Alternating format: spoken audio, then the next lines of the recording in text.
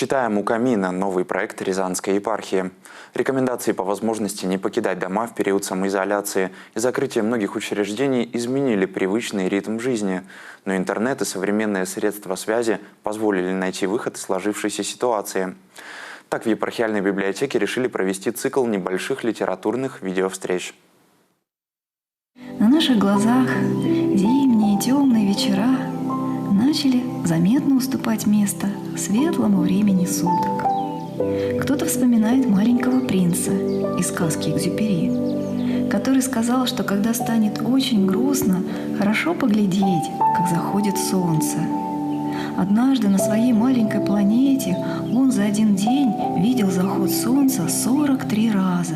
В группе Рязанской епархиальной библиотеки в социальной сети ВКонтакте и YouTube-канале Николы Имского храма уже доступны выпуски, посвященные размышлениям святителя Игнатия Бринчанинова при виде заходящего солнца, святым царственным страстотерпцам, святому Евгению Боткину, Сергею Бехтереву и стихам русских поэтов Пушкина, Дельвига и Туманского, посвященных Воскресению Христову.